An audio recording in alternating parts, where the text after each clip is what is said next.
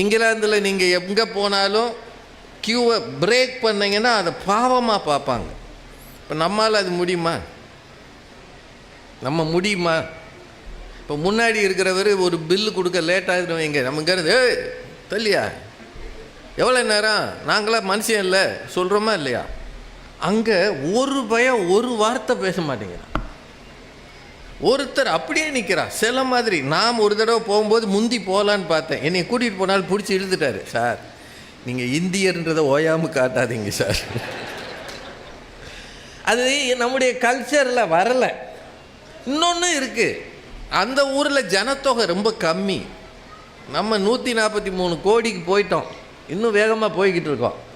இங்கே அந்த மாதிரி நம்ம பொறுமையெல்லாம் இருக்கிறது நமக்கு கஷ்டம். அதானுங்க.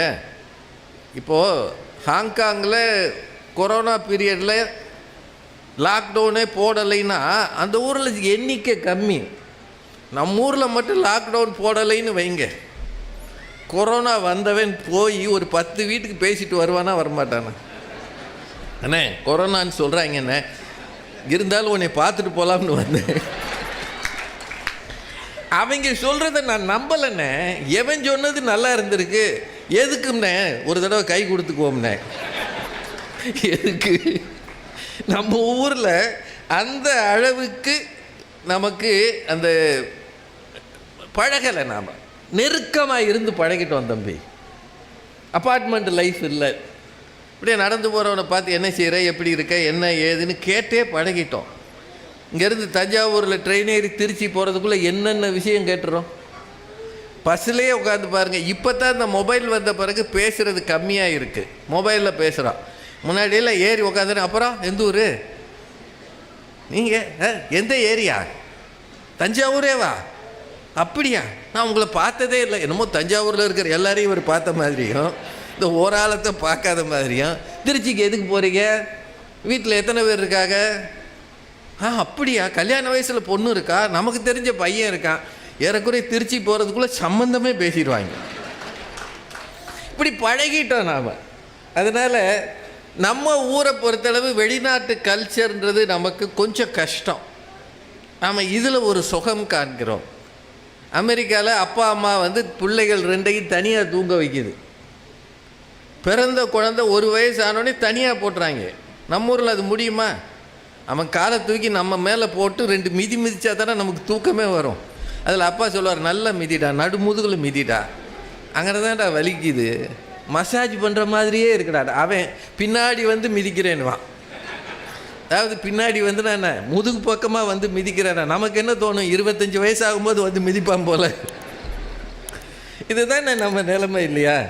இந்த மாதிரி இருக்கிற ஒரு உலகத்தில் உலகம் சுற்றிய அனுபவத்தையும் சிரித்து கொண்டே ஜெயிக்கலாம் என்கிற தன் சிந்தனையையும் மிகச்சிறப்பாக நமக்கு வழங்கிய தம்பி ராஜ்மோகன் அவர்களுக்கு எல்லார் சார்பாகவும் மீண்டும் நன்றியும் வாழ்த்துக்களும்.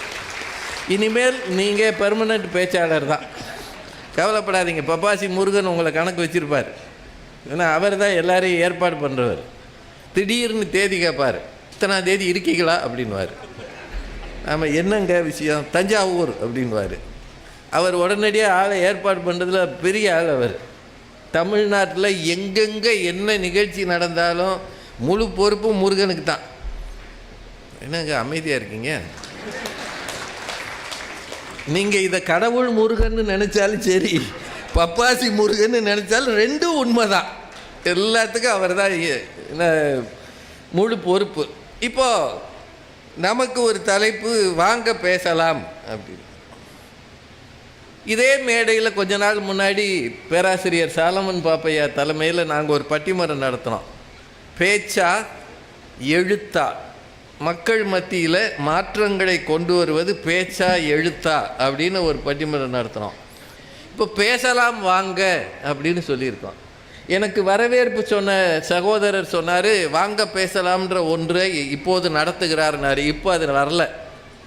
பல வருஷங்களுக்கு முன்னாடி தொடர்ந்து 7 ஆண்டுகள் நானும் திருமதி பாரதி பாஸ்கரும் அதை நடத்தினோம்.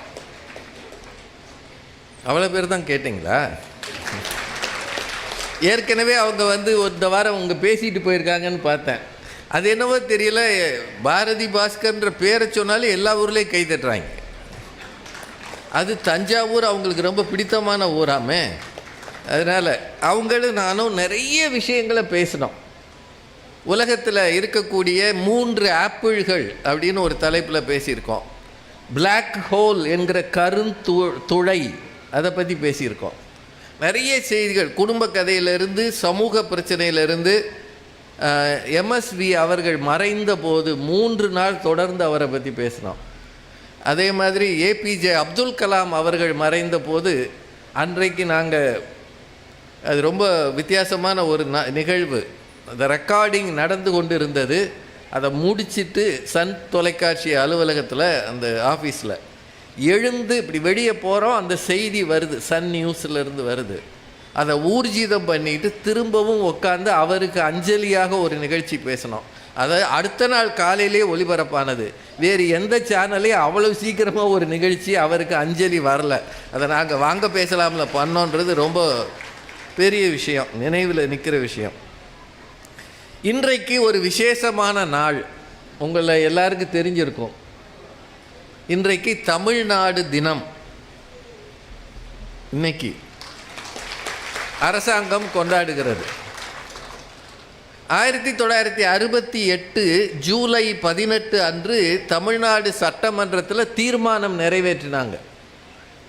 உங்களுக்கெல்லாம் இது தெரிஞ்சிருக்கும்னு நினைக்கிறேன், தெரியாட்டி தெரிஞ்சுக்கலாம். சுதந்திரம் வாங்கிய போது நம்ம ஊருக்கு மெட்ராஸ் பிரசிடென்சின்னு பேர். கொஞ்சம் ஆந்திரா, கொஞ்சம் கர்நாடகா, கொஞ்சம் கேரளா எல்லாம் இணைந்து தமிழ்நாட்டோடு இருந்தது. அதுக்கு பேர் மெட்ராஸ் பிரசிடென்சின்னு பேர். 1956 மொழிவாரி மாநிலங்கள் பிரித்தாங்க. அதாவது தமிழ் மொழிக்கு தனி மாநிலம், மலையாள மொழிக்கு தனி மாநிலம், தெலுங்குக்கு, கன்னடத்துக்குன்னு. 1956 மொழிவாரி மாநிலங்கள் பிரியும் போது தமிழ்நாடு பிரிக்கப்பட்டது. அதுக்கு மெட்ராஸ் ஸ்டேட் அப்படின்னு பேர் வச்சாங்க. பிரசிடென்சின்றது ஸ்டேட்டாக மாறுச்சு. அப்போது அதே ஆண்டு 1956 தியாகி சங்கரலிங்கனார் என்கிற காங்கிரஸ்காரர் இந்த மெட்ராஸ் ஸ்டேட்டுக்கு தமிழ்நாடுன்னு பேர் வைக்கணும்னு விருதுநகரில் உண்ணாவிரதம் இருந்தார். நாம் சொல்கிறது வரலாற்று செய்தி. 76 நாட்கள் உண்ணாவிரதம் இருந்தார். 76 days உண்ணாவிரதம்னா போய் பின்னாடி போய் பிரியாணி திங்கிறது இல்லை. நிறைய பேர் உண்ணாவிரதம் இருப்பாங்க, எல்லாம் ரெடி ஆகிடுச்சா, பிரியாணி வந்துடுச்சா, இடையில வந்து அப்படி போயிடுறேன் அப்படி. அது இல்லை, உண்மையிலேயே உண்ணாவிரதம் இருந்தார். இருந்து 76ஆம் நாள் இறைவனடி சேர்ந்தார். ஒரு மாநிலத்துக்கு ஒரு பெயர் வைப்பதற்காக தன் உயிரை கொடுத்தவர் தியாகி சங்கரலிங்கனார், மறந்துடக்கூடாது. அப்போது அன்றைக்கு இருந்த திராவிட இயக்கங்கள், சோசலிஸ்ட் கட்சி, கம்யூனிஸ்ட் கட்சி எல்லாருமே சொல்லி பார்த்தாங்க. ஆனால் அரசாங்கம் செவிசாய்க்கவில்லை. 1967 புதிய ஆட்சி வந்த பிறகு பேரறிஞர் அண்ணா அவர்கள் 68 தமிழ்நாடு என்று பெயர் சூட்டினார். அதுதான் இன்றைக்கும் நிலைத்திருக்கிறது. செந்தமிழ் நாடென்னும் போதினிலே இன்பத் தேன் வந்து பாயுது காதினிலே. எங்கள் தந்தையர் நாடென்ற பேச்சினிலே ஒரு சக்தி பிறக்குது மூச்சினிலே. பாரதி தமிழ்நாடுன்ற சொல்ல பயன்படுத்தியிருக்கிறார். கல்வி பிறந்த தமிழ்நாடு, புகழ் கம்பன் பிறந்த தமிழ்நாடு, இதெல்லாம் பழைய காலத்திலேயே இருந்திருக்கு. அந்த பேர் வேணும்னு தான் போராடினாங்க. அப்படி வெற்றி பெற்ற ஒரு நாள் இந்த நாள். வரலாற்றில் சிறப்புமிக்க நாட்களை நாம் நினைவில் வைக்க வேண்டும் என்பதற்காக இந்த நாளிலே இந்த தகவலை சொன்னேன். இதுவும் வாங்க பேசலாம்ன்றதுக்கு அர்த்தம். இப்போ இவர் சிரிச்சுக்கிட்டே ஜெயிக்கலாம்னு தலைப்பு கொடுத்தாரு. நான் வாங்க பேசலாம்னு ஏதாவது ஒன்று எதை பற்றி பேசலாம்னு சொன்னேன்னா, இப்போ அவர் பாருங்கள், அவர் பிள்ளைகளை வச்சு நான் கற்றுக்கிறேன்றாரு. பிள்ளைகளை எப்படி வளர்க்குறதுன்னு சொல்கிறாரு. அதை விட கொடுமை என்னென்னா, பெண்களின் மனதை எப்படி, மனதில் என்ன இருக்குதுன்னு கண்டுபிடிக்கிறதுன்றாரு. எங்களாலேயே முடியலை, என் வயசுக்கே முடியல. உங்களுக்கு கடவுள் ஆசீர்வாதம் பண்ணணும். கடல் ஆழம் கண்டவன் கூட பெண்ணின் மன ஆழம் காண முடியாதுன்னு நம்ம ஊரில் சொல்லியிருக்கிறாங்க. அது என்னவோ இறைவனுக்கும் அவங்களுக்கும் அப்படி ஒரு உடன்பாடு. சொல்லிடாத, இதில் சொல்லுவான்ல, அடித்து கூட கேட்பாங்க, சொல்லிடாத. வடிவேலு காமெடியில் அது மாதிரி என்ன மனசில் இருக்கோ அதை அவங்க சொல்லிடவே மாட்டாங்க. இது உண்மையை சொல்கிறேன், சும்மா நடந்த உதாரணம். நீங்கள் ஈவினிங் வேலை முடிஞ்சு வீட்டுக்கு போகும்போது என்னமாவது வாங்கிட்டு போங்களேன். நான் இதை உங்கள் எல்லாருக்கும் ஒரு ட்ரையலாகவே சொல்கிறேன் தம்பி. ஏதாவது ஒரு பொருளை வாங்கிட்டு போங்க. வாங்கிட்டு போய் அதை வச்சோன்னே இது எதுக்கு வாங்கினீங்க, ஏம்மா இதை யாராவது வாங்குவாங்களா, இதில் என்ன இருக்குது, போய் உங்களை ஏமாத்துறதுக்குன்னே இருக்காங்க. சரி வாங்கினதா வாங்கலைங்களே, கொஞ்சமாக வாங்கக்கூடாது, இம்புட்டா இதை வச்சு நான் என்ன தெருவில் கூறு போட்டு விற்கிறதா? நம்ம ஒன்றும் இல்லை, ஆரஞ்சு பழம் வாங்கியிருப்போம், அதுக்கு நம்ம அந்த ஆரஞ்சு பழத்தையே மூஞ்சில் எரியணும். இப்படியே நான் அதெல்லாம் வாங்கணுமா? ஒரு வாரம் ஒன்றுமே வாங்கிட்டு போகாதீங்க. போன பிறகு வெறுங்கையோடு வந்திருக்கீங்க. இந்த பிள்ளைகள்லாம் ஏதாவது திங்கணும்னு நினைக்குமா இல்லையா? வரும்போது என்னமாதிரி வாங்கிட்டு வர்றது சொல்கிறாங்களா சொல்லலையா? எனக்கு ஆண்கள் யாருமே இதை அனுபவிச்சது இல்லையா? இப்படி இருக்கிறவங்களை போய் அவங்க மன ஆழம் என்னவென்று கண்டுபிடிப்பேன்னா எங்கிருந்தியா கண்டுபிடிக்கிறது? ஒரே ஒரு விஷயந்தான் நான் பேசணும்னு நினச்சேன். வாங்க பேசலாம் அப்படின்ற தலைப்பில் உலக விஷயங்கள்லாம் பேசுகிறது ராஜ்மோகனே சொல்லிட்டார். எங்களை பார்க்குற நிறைய பேருக்கு மேடை பேச்சாளர் ஆகணும்னு ஆசை இருக்கும். எங்கிட்டயே நிறைய பேர் ஃபோனில் கேட்பாங்க, சார் நான் பேச்சாளர் ஆகணும், சன் டிவியில் வரணும், விஜய் டிவியில் வரணும், அதுக்கெல்லாம் என்ன செய்கிறது? பேசணும். பேச்சாளர் ஆகிறதுக்கு என்ன செய்கிறது? பேசணும். அதான் சார். எப்படி சார்? நீங்கள் ஏதாவது டெக்னிக் சொல்லி கொடுங்க. நான் என்ன பள்ளிக்கூடமாக வச்சு நடத்துகிறேன்? நானே தட்டு மாதிரி வந்திருக்கேன், நானே இன்னும் கற்றுக்கிட்டு இருக்கேன். பேச்சு என்பது தம்பி சொன்ன மாதிரி உலகத்து ஜீவராசிகளிலே மனிதனுக்கே உரிய மிகப்பெரிய கொடை இறைவன் கொடுத்தது பேச்சு. இப்போ நான் மட்டும் மேடையில் ஒன்றுமே பேசாமல் இப்படி நிற்கிறேன்னு வைங்க, இப்படி பார்க்குறேன். நீங்கள் கொஞ்ச நேரத்தில் என்ன ஆனவங்க, முருகன் எங்கே இருக்கார் கூப்பிடியா, எதுக்கு இந்த ஆளை கூப்பிட்டு வந்தீங்க, உம்முன்னு நிற்கிறானே சொல்லுவீங்களா சொல்ல மாட்டீங்களா? நம் மனத்தில் இருக்கிற எண்ணங்களை எடுத்து செல்கிற கருவி மொழியின் வழியாக எடுத்து செல்வது பேச்சு. பேச்சு மட்டும் இல்லை என்றால் இந்த உலகம் மௌனமாக மூடி ஒன்றுமில்லாமல் போயிருக்கும். அப்படின்னா பேச்சுன்றது எவ்வளவு சிறந்தது. மௌனமே பார்வையால் ஒரு பாட்டு பாட வேண்டும் அப்படின்னு கண்ணதாசன் பேச முடியாதவங்களை பற்றி எழுதினார். அதனால் பார்வையிலேயே ஒரு பாட்டு பாடு, ஏன்னா நீ மௌனம் அப்படின்னு. அந்த மாதிரி நம்ம எல்லோரும் இருக்க முடியுமான்னு? ஒருத்தரை பார்த்து கொஞ்ச நேரம் பேசலைன்னா நமக்கு துருன்றது இருக்கும். இப்போ எங்களையெல்லாம் பார்க்குறவங்களுக்கு என்ன பேசுகிறதுன்னு தெரியாது. இப்போ நான்லாம் கொஞ்சம் டிவியில் வர்றேன்னு வைங்க, பார்த்த உடனே சார், அன்னைக்கு ஒரு அம்மா சார் நீங்கள், ஆமாம்மா இந்த டிவியில், ஆமாம்மா டிவியில் அழகாக இருந்தீங்க, இருங்கம்மா போய் மேக்கப் போட்டு வரேன், நீங்கள் வருவீங்கன்னு எனக்கு தெரியாதும்மா. என்னென்ன கேள்வி கேட்பாங்க, ஆளாளுக்கு ஒரு கேள்வி கேட்பாங்க. இதை நான் பேங்க்கில் வேலை பார்க்கும்போது இன்னும் வேடிக்கையாக இருக்கும். நான் வெளியூருக்காரங்க யாராவது எங்கள் பிரான்ச்சுக்கு வந்துட்டால் நான் உள்ளே உட்காந்துருப்பேன்ல, அவர் அப்படியே அங்கேருந்து பார்ப்பார் அப்படின்னுவார். நம்ம என்ன சொல்கிறது, பேங்க்கு நடந்துக்கிட்டு இருக்கு, ஏற்கனவே மேனேஜருக்கு நம்ம வேலை ஏகப்பட்ட பிரியம், பாதி நாள் இவர் லீவ் போட்டு வர்றதே இல்லைன்னு.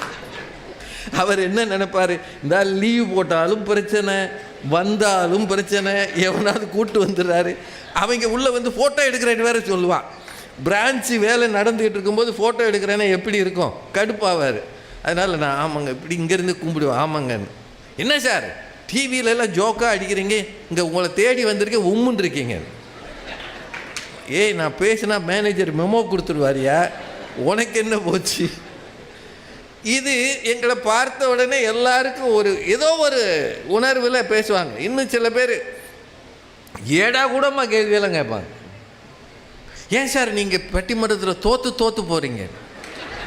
நான் ஏதோ தஞ்சாவூர் தொகுதியில் எலெக்ஷனில் நின்று பாரதி பாஸ்கர்கிட்ட தோற்று போன மாதிரி, ஏன் சார் நீங்கள் தோற்று போகிறீங்க, உங்களுக்கு அது தப்பாக தெரியலையா? நடுவர் தீர்ப்பு அவர் கொடுக்குறாரியா? நான் என்னையா பண்ணுவேன்? விதவிதமாக கேள்வி கேட்பாங்க. பேசணுன்றது இருக்கு இல்லையா, அது ஒரு சிறந்த ஆற்றல். மனிதனுக்கு கிடைத்த மிகப்பெரிய ஆற்றலில் ஒன்று பேச்சு.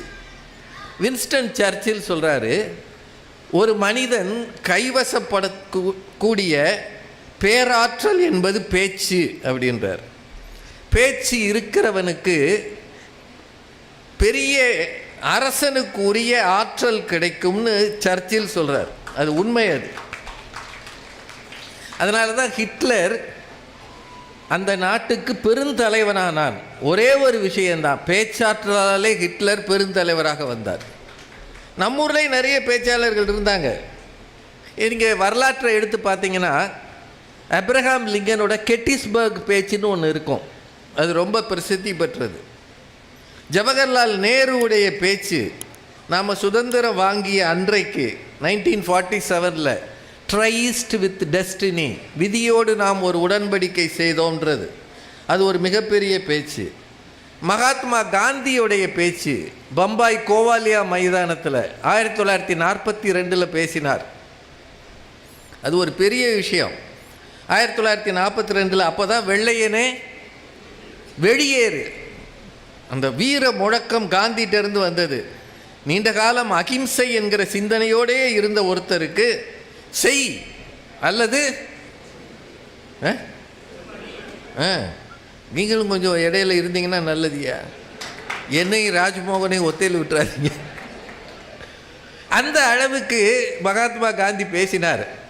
உங்களுக்கு எல்லாருக்கும் தெரியுமான்னு தெரியல, ஒரு செய்தி சொல்கிறேன். அந்த நிகழ்வில் கஸ்தூரிபா காந்தி அன்றைக்கு இருந்தாங்க பம்பாயில். கஸ்தூரிபா காந்தி அதிகம் பேசினவர் அல்ல, படிக்காதவங்க, காந்தி அளவுக்கு தெரியாது அவங்களுக்கு. மகாத்மா காந்தி சின்ன வயதிலேயே திருமணமானவர், குழந்தை திருமணம் அவங்களுக்கு. அப்போது ஆரம்ப நாட்களில் மகாத்மா காந்தி தன் மனைவிக்கு எழுத படிக்க சொல்லி கொடுத்தாராம். அப்போல்லாம் ஸ்லேட்டு, அவங்களுக்கு அது சரியாக வரல. காந்தி கிட்ட பேசுகிறதுக்கே கூசக்கூடியவங்க, ஆனால் தைரியமான பெண் அவங்க. அதை பற்றி ஒரு புத்தகம் வந்திருக்கு, த ஃபர்காட்டன் உமன் அப்படின்னு. கஸ்தூரிபா காந்தியை பற்றி ஒரு புக்கு வந்திருக்கு. வாய்ப்பு இருந்தால் எங்கேயாவது புத்தக கடைகளில் பாருங்கள், அதுக்கு தமிழாக்கமும் வந்திருக்குன்னு நினைக்கிறேன், த ஃபர்காட்டன் உமன். அந்த நாளில் வெள்ளையனை வெளியேறு என்று பேசி வீர முழக்கம் விட்ட பிறகு மகாத்மா காந்தியை சிறை பிடிக்கிறார்கள். வெள்ளை அரசாங்கம் அவரை அழைச்சிட்டு போகுது. அடுத்த நாள் மாலையில் அதே பாம்பே ஒரு மைதானத்தில் காந்தி பேசுவதாக இருந்தது.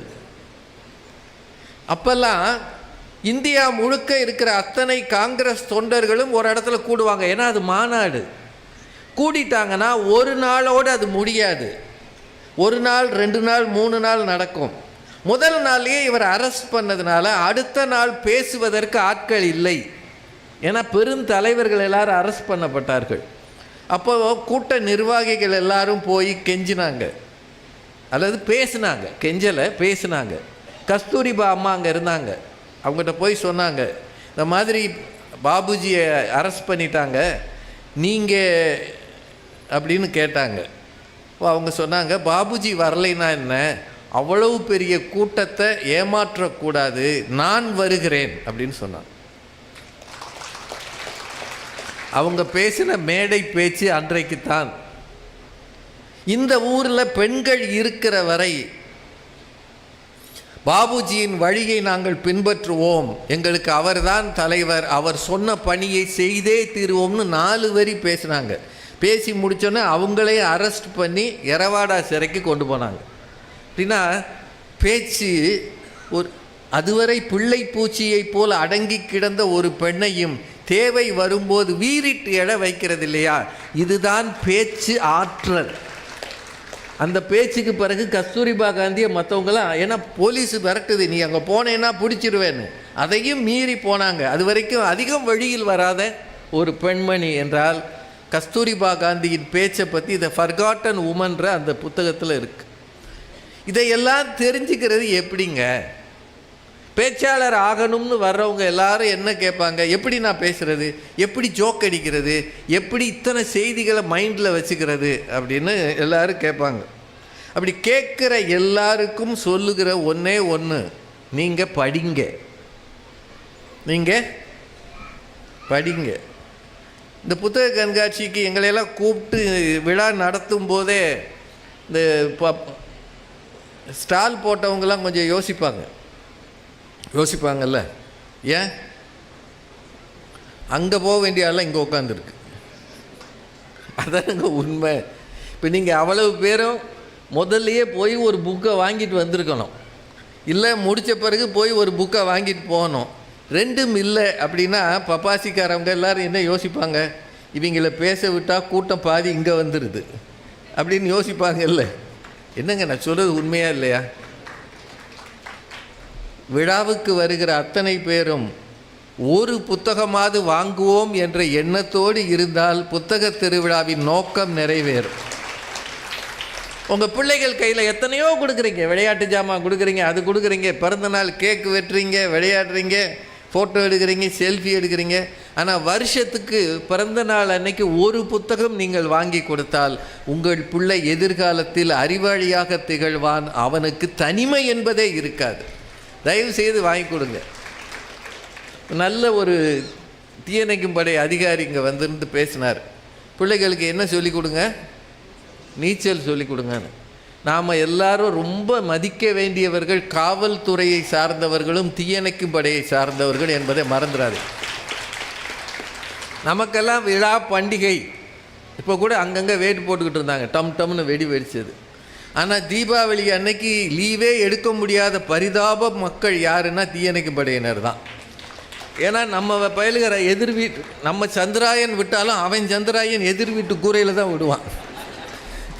பொசுன்னு அங்கே எரிஞ்சதுன்னா கூப்பிட்டுருவாங்க தீயணைக்கும் படையை. டங்கின்னு வந்து அவர் தேடி வந்து அங்கே தண்ணி எங்கே இருக்குன்னு தேடி இருக்குல்லங்க.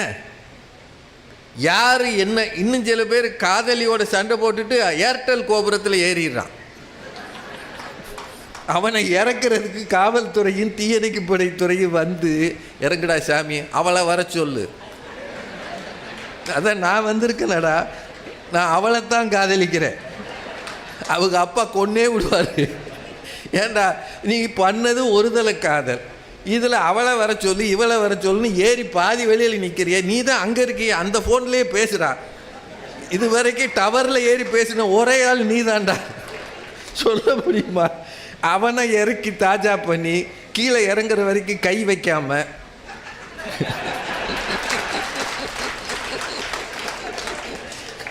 ஏன்னா அது முக்கியம் இல்லை. இது பப்ளிக்கில் ஏதாவது பண்ணால் அதை 2 பேர் வீடியோ எடுத்து போட்டுறாங்க. தீயணைக்கும் படைத்துறை அட்டகாசம். அவன் அங்கேருந்து இறங்குனது முக்கியம் இல்லை, அவனை பிடிச்சி இழுத்ததானே முக்கியம். இப்போ எவ்வளவு நாம் பண்ணினாலும் அவ்வளவுக்கும் தீ பிடிச்சா உயிரை பணைய வச்சு. 2-3 வருஷம் முன்னாடி மதுரையில் தீபாவளி அன்னைக்கு ஒரு ஜவுளி கடையில் தீ பிடிச்சது. எனக்கு தெரிய 2 பேர் அங்கே போய் இறந்து போனாங்க. 2 பேரும் ரொம்ப யங்கு. அதுக்கப்புறம் நான் அந்த வீரர்களை பார்க்கும்போது ரொம்ப வருத்தப்பட்டாங்க. எங்களால் அதை ஒன்றும் செய்ய முடியலை, பழைய கட்டடம் தெரியாமல் உள்ளே போயிட்டோம் அப்படின்னு. ஒவ்வொரு நாளும் ஆபத்துக்களை சந்தித்து அதையே பணியாக கொண்டு இருக்கிற தீயணைக்கும் படைத்துறைக்கு எல்லா காலத்திலும் நன்றி உள்ளவர்களாக இருக்கணும். நம்ம வாங்க பேசலாம்னா அதையும் சேர்த்து தான் பாருங்கள். அது என்னது, ஒரு ஸ்டால் இல்லைன்ன பிறகு அவர் எவ்வளவு ஆர்வமாக போராடி வாங்கியிருக்கார் பாருங்கள். நாம் தீயணைக்கும் படைத்துறையே போராடவே வச்சுருக்குறோம். பாராட்டணும், போராடுறவங்களுக்கு பாராட்டணுமா இல்லையா? இந்த மாதிரி பேச்சு அப்படின்றது எல்லா துறைகளிலும் கலந்ததாக இருக்கணும். நான் என்ன சொன்னேன், வாசிங்கன்னு சொன்னேன். ஒருவன் பேச வருவதற்கு என்ன தேவை? சித்திரமும் கைப்பழக்கம், செந்தமிழும் நாப்பழக்கம். சித்திரம் வரையணுமா? உங்கள் கையை வச்சு தொடர்ந்து வரைஞ்சிங்கன்னா நமக்கு இப்போ கோடு கூட வரமாட்டேங்குது. இன்னும் ஒன்று சொல்லிடுற வைத்தறிச்சலை, இன்னும் கொஞ்ச காலம் கழித்து எழுதுறதே லெஜிபிளாக இருக்காது. நீங்கள் எந்த அளவுக்கு கேட்ஜெட்ஸ் பயன்படுத்துகிறீங்களோ அந்த அளவுக்கு உங்கள் கை வணங்காது. நான் உங்களுக்கு ஒரு வாரம் உட்காந்தே இருந்து பழகிடுங்க, படுத்தே இருக்கிறீங்க, திரும்ப நடக்கிறது கஷ்டம். ஒரு வாரம் எழுதாமல் இருக்க. இப்போ நான்லாம் வேலையை விட்டுட்டேன்னா என்ன சொல்லிட்டாங்க. பெருந்தன்மையாக சொல்லுது. என்னை பார்க்குற சின்ன பேர், சார் விஆர்எஸ்ஸா? ஆமாம் சார். அவனே விரட்டி விட்டாங்க. ரிட்டையர் ஆகிட்டோம்னு வைங்க. இப்போ எழுதுறதே இல்லை. அப்படியே பேங்க்கில் போனாலும் அவர் கனரா பேங்க்கில் இருக்கிறாரு, இப்படி தட்டுறாரு, அப்படி தட்டுறாரு, ஸ்க்ரீனில் வருது. நாங்களாரும் மேனுவலாக பேலன்ஸ் பண்ணியிருக்கிறோம். டோட்டல் போடுறதுன்றது இப்போ யாருக்குமே தெரியாது. ஒரு 3 நம்பரை எழுதி பையனை கூட்ட சொல்லுங்கள். 3 நம்பரு 333, 786, 610 கூட்டுறாருன்னு சொல்லுங்கள். கால்குலேட்டர் கொடுன்றான்.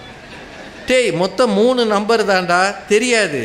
மனம் கணக்கு போட்டு பழகியது, இப்போது மனம் வீக்காக போச்சு. எழுதுவதும் இருக்காது. சார், இந்த ஊரில் டிமென்ஷியெல்லாம் ஒரு காலத்தில் இல்லைன்றாங்க.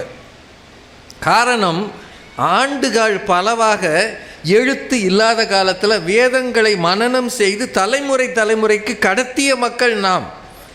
எத்தனை அவ்வளவு எழுத்துக்களையும் மனப்பாடம் செய்து பாட பேதம் இல்லாமல் கடத்தியிருக்கிறோம். எவ்வளவு மனப்பாடம் இருந்திருக்கு. ஏன் வாய்ப்பாடு படிச்சிருக்கிறோம் ஒரு காலத்தில்.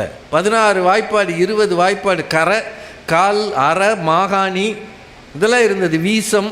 இப்போ ஒன்றும் தெரியாது. எழுத்தும் நாளடைவில் போய்விடும். எழுத்தர்னு ஒருத்தவங்க இருந்தாங்கள, கிளர்க்கு. அவங்க எழுத்தெல்லாம் எவ்வளோ அழகாக இருக்கும் தெரியுமா? பழைய பத்திரங்கள்லாம் நீங்கள் பார்த்தீங்கன்னா தெரியும். இப்போ நம்மால் கோழி கிண்டுன மாதிரி, ஏன்னா என் பங்குக்கு ஒரு பறவையை சொல்லிடுறேன். அவர் புறாவை சொன்னார், நான் கோழி கிண்டுன மாதிரி அவ எழுதுகிறான். எழுத்து என்பது இல்லாமல் போகிறது. இந்த நேரத்தில் பேச்சு என்பது சித்திரமும் கைப்பழக்கம், செந்தமிழும் நாப்பழக்கம், வைத்ததொரு கல்வி மனப்பழக்கம், நாளும் நடையும் நடைப்பழக்கம், நட்பும் தயையும் கொடையும் என்னது பிறவி குணம். இது முக்கியம் இல்லையா? நீங்கள் அமைதியாக இருந்தீங்கன்னா சீக்கிரம் முடிச்சிடுவேன். அதுதாங்க வேணும், சீக்கிரம் போய் சாப்பிடணும். நட்பும் தயையும் கொடையும் பிறவி குணம். அது ஏங்க ஒரு சிலருக்கு மட்டும் கொடுக்கணும்னே தோணுது? ஏன் மகாபாரதத்தில் கர்ணனால் அவ்வளவு கொடுக்க முடிந்தது? மாமன்னன் கர்ணனோ தன் கரம் நீட்டுவார், மற்றவர் எடுத்துக்கொள்வார் பாட்டு எழுதினார். மற்றவெல்லாம் இப்படி கொடுப்பான், அவன் நீட்டுவான், எது வேணாலும் எடுத்துக்கிடான்வான். அது ஏன் அவனுக்கு வைத்தது? அது பிறவி குணம். தயை, மற்றவர் மீது காட்டுகிற அன்பு, இரக்கம், இதெல்லாம் பிறவி குணம். இப்போது பேச்சு அப்படின்றது நாப்பழக்கம். எவ்வளவு பேசுகிறீங்களோ அவ்வளவுக்கு நல்லது. இப்போ சில பேர் இந்த சின்ன பிள்ளைகள் மேலே திணிக்கிறாங்க, நீ பேச்சாளர் ஆகு, எப்படியாவது பேசவான்னு. சத்தியமாக சொல்கிறேன், திணிக்காதீங்க. உங்கள் பிள்ளைக்கு மொழியின் மீது பற்று இருந்து இலக்கிய ஆர்வம் இருந்தால் அவனாக பேச்சாளராக வருவான்.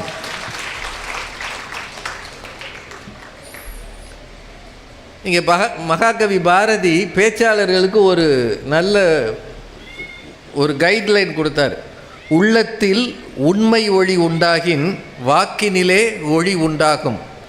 வெள்ளத்தின் பெருக்கை போல் கவிப்பெருக்கும் கலைப்பெருக்கும் மேவுமாயின் பள்ளத்தில் வீழ்ந்திருக்கும் குருடரெல்லாம் விழிபற்று பதவி கொள்வார்னர். தெள்ளுற்ற தமிழமிதின் சுவை கண்டார், இங்கு அமரர் சிறப்பு கண்டார்னு பாரதி சொல்வார். பள்ளத்தில் வீழ்ந்திருக்கும் குருடரெல்லாம் அப்படின்னா என்ன அர்த்தம்? பாமர ஜனங்கள் மேலே வர வேண்டும் என்றால் பேச்சை ஆயுதமாக கொண்ட எல்லாரும் உள்ளத்தில் உண்மை ஒளி உண்டானால் வாக்கினிலே ஒளி உண்டாகும். அதனால் பாமர ஜனங்கள் நன்மை பெறுவார்கள் என்று பாரதி மிக அழகாக சொன்னான்னா, உங்களுக்குள்ள ஒரு உண்மை இருக்கணும், தேடல் இருக்கணும், அவர்கள்தான் பேச்சாளராக வர முடியும். ஒன்று. ரெண்டாவது, ஒரு சொல் வெல்லும், ஒரு சொல் ஏங்க எல்லாரும் உணங்குறீங்க, கொல்லும். நீங்கள் பார்த்துருக்கீங்களா சண்டைகள்லாம் எதனால் வருன்றீங்க? சொந்தங்களுக்குள்ள என்னையை பார்த்து அப்படி கேட்டாயா, என்ன கேள்வி கேட்டான் தெரியுமா? ஜென்மத்துக்கு அவன் மூஞ்சில் முழிக்க மாட்டேன், ஒன்றுமில்ல அவன் அறிவு இருக்கான்னு கேட்டிருக்கான். அது கேட்டது உண்மை. இல்லைன்றது உண்மை. ஆனால் 4 பேர் முன்னாடி அவன் என்ன கேள்வி கேட்டான் தெரியுமா சார்? என் ஜென்மத்துக்கும் அவங்கிட்ட. இப்போ ஆசிரியர்களுக்கெல்லாம் பெரிய ஒரு நெருக்கடி இருக்கீங்க. யார் டீச்சர்ஸ் இருக்கீங்களா? யாரும் இல்லையா? இருக்காங்களா? இன்றைக்கி காலையில் இலக்கிய அரங்கம் நடத்தினாங்க இந்த அமைப்பு. அதில் 2 பேர் பேசினாங்க. அன்பழகன் ஒரு அறிஞர் பேசினார், பேராசிரியர் முனைவர். தமிழ் சொற்களில் இருக்கிற சொற்கள் எத்தனைக்கு என்னென்ன பொருள், ஒரு சொல் பல பொருள், பல சொல் ஒரு பொருள், அந்த மாதிரி ஒரு அரை மணி நேரம் பேசினார். இந்த நாங்கள் சாயந்தரம் பேசுகிற ஜாலி நிகழ்ச்சியை மட்டும் கேட்காதீங்க, காலையில் பேசுகிறது மிகச்சிறப்பான நிகழ்ச்சி. நான் அதை கேட்டேன், முழுக்க கேட்டேன். அதுக்கப்புறமா முனைவர் இந்திரா காந்தின்னு ஒரு அம்மா தமிழரும் உப்புன்னு நினைக்கிறேன் அவங்க பேசுனது. உப்பை பற்றி எவ்வளவு சொன்னாங்க தெரியுமா? எனக்கு ஆச்சரியமாக இருந்தது. அப்பேற்பட்ட அறிஞர்களையும் இந்த மாலை நேரத்தில் பயன்படுத்த வேண்டும் என்று என்னுடைய வேண்டுகோளாக வைக்கிறேன். ரொம்ப நல்லா பேசுகிறாங்க. எவ்வளவு ரிசர்ச் பண்ணியிருந்தாங்க தெரியுமா? உப்பு எப்படி இருந்தது? உப்பு விற்கிறவர்கள் உமனர்கள். அந்த வீட்டு பெண்களுக்கு உமட்டியர்னு பேர். ஏன் தமிழ்நாட்டிலேயே தூத்துக்குடி உப்பு சிறப்பானது அப்படின்னா, வருஷத்தில் 10 மாதம் அங்கே கடும் வெயில் இருக்கும். அதனால் அந்த உப்பு நல்ல படு வெள்ளையாக இருக்கும்னு எத்தனை செய்தி சொன்னாங்க. எனக்கு ஆச்சரியமாக இருந்தது. நான் அதை யூடியூப்பில் கேட்டேன். எப்போவுமே பிறர் பேசுவதை எவர் கேட்கிறாரோ அவர்தான் பேச்சாளராக தகுதியானவர். கற்றிலனாயினும் கேட்க. நான் படிக்க முடியாது, நான் அவ்வளவு செய்தியை நான் படிக்க முடியாது, எத்தனை புத்தகம் தேடுறது. ஆனால் அந்த முனைவர் இந்திரா காந்தி அவ்வளவு செய்திகளை சொன்னாங்க. நீ இன்னும் படிக்கணும்னு அவங்க சொன்னதை கேட்டு நான் புரிஞ்சுக்கிட்டேன். ஒரு உப்பை பற்றி ஒரு பெண்ணால் இவ்வளவு பேச முடியும் என்றால் நாம் கற்க வேண்டியது நிறைய இருக்கிறது. அரிதொரும் அறியாமை கண்டற்றால்ன்றதை தெரியும் போது தெரிஞ்சுக்கிறோம் இல்லையா? அது மாதிரி யாரெல்லாம் பேச்சாளர் ஆகணும்னு ஆசைப்படுறீங்களோ நீங்கள் மற்றவர்கள் பேசுவதை கேட்கணும். சரியா?